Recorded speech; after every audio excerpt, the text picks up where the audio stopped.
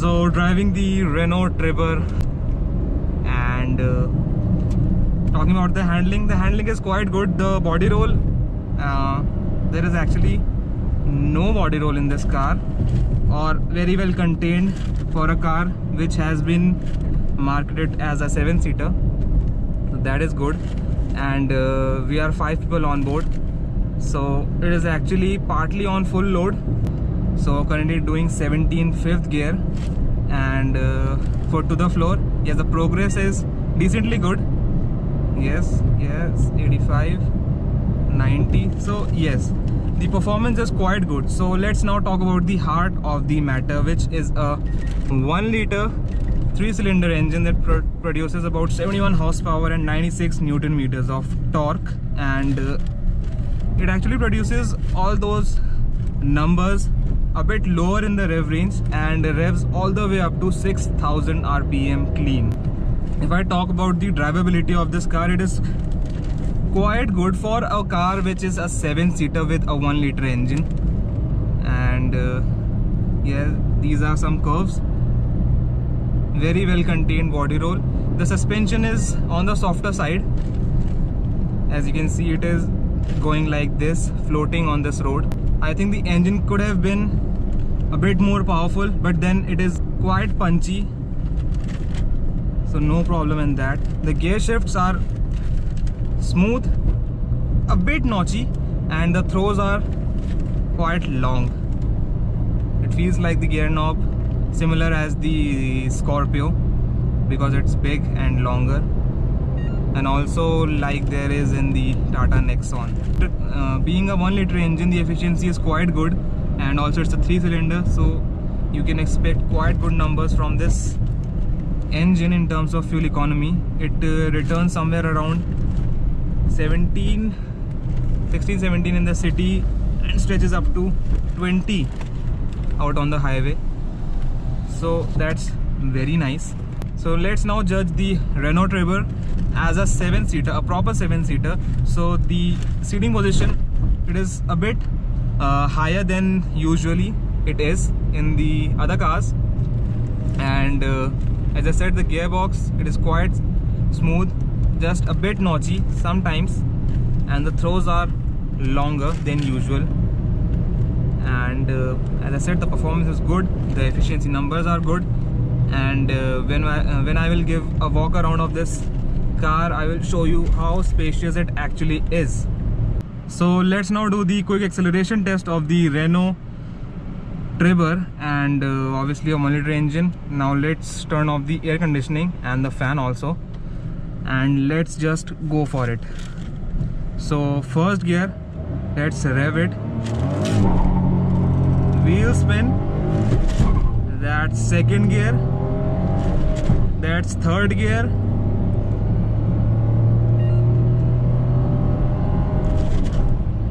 And now fourth, and that's 100. That's 60. So yes, the brakes are very good for this segment. Let's now talk about the front of this car. It has got projector setup, and the throw is quite good at night. There are no fog lamps on this model. The front bumper has got this plastic which is finished in sort of aluminium type finish, and big Renault logo up front.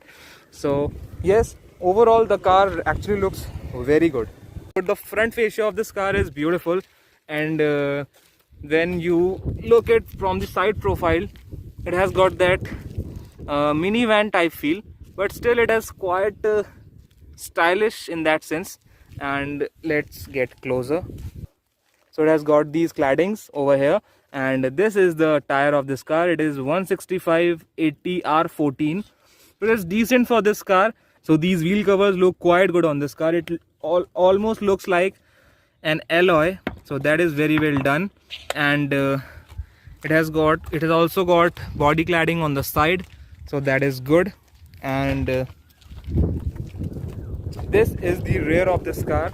As you can see, a Renault sign and Tribber written in the center, and again in the side it has got the energy badging and Renault written over there. So yes, from the rear also it looks quite good.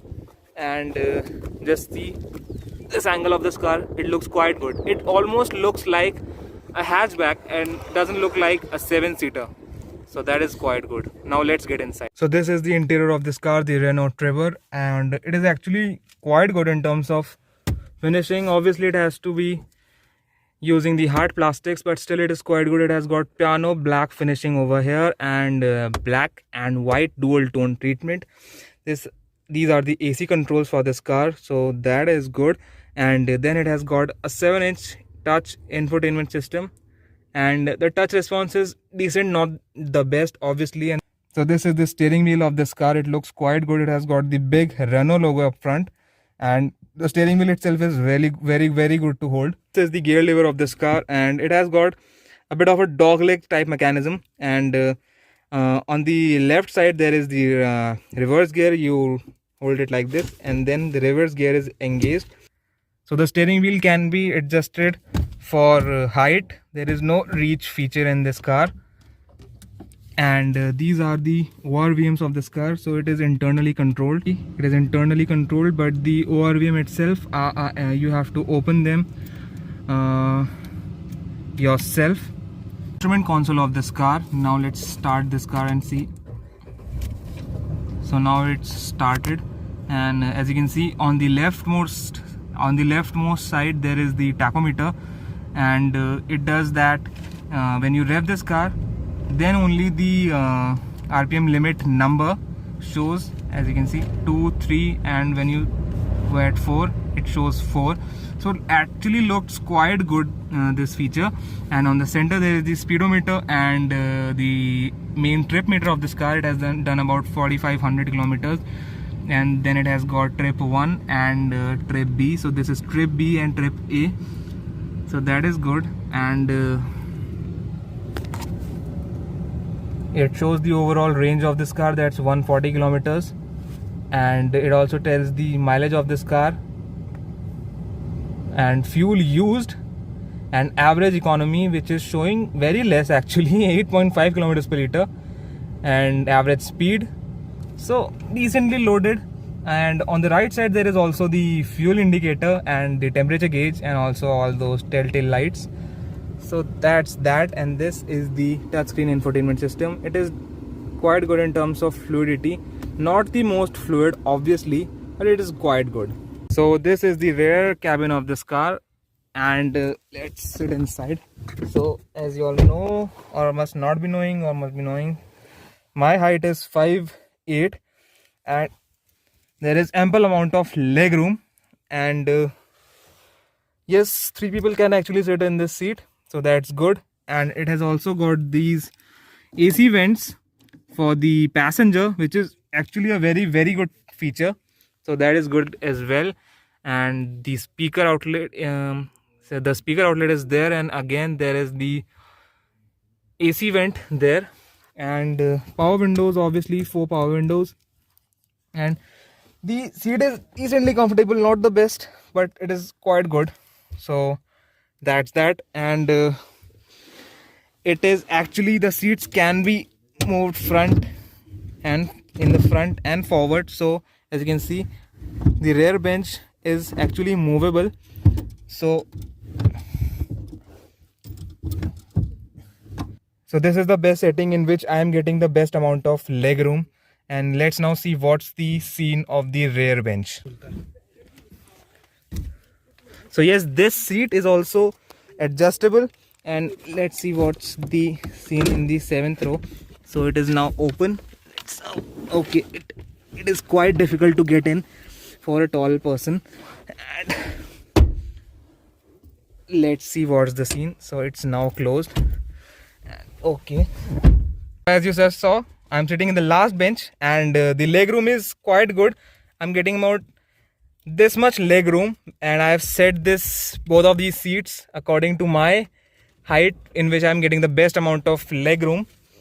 And 2 people can actually sit on this seat on the last bench very comfortably, no problem. And as I said, my height is 5'8". Now there is Shaurya sitting in this seat and the second bench, and he's getting decent amount of leg room, when he's sitting upright. So yes, that can be a compromise, but still in this setting it can be used as a proper 7-seater, so that is very good. And then it has also got the rear AC vents for the last bench, so that is practicality for you guys. And that it has also got a holder here and a handle there and a handle there, no handle for the driver side. So that's that. So this is the boot of this car, which is not even present here because actually no space when it is on the 7-seat setup. And if you do it like this, fold the seats like this, then it has got the best amount of boot space the segment has to offer.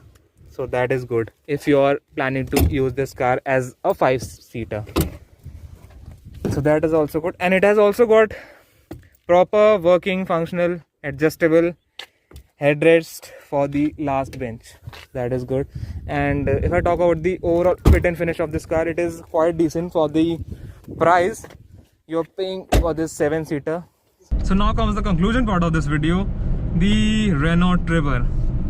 And if you keep that in mind, that this car costs as much as a 5-seater, a proper 5-seater in the segment, like the WagonR, the Grand i10 and other cars, the hatchbacks, it will be a very worthy buy in that sense. If you don't want extreme performance from this car or from your car, and if you're upgrading from a smaller car, let's say the Alto or something like that, it will be very good. The owner of this car upgraded from a Centro, and he's really very happy from this car.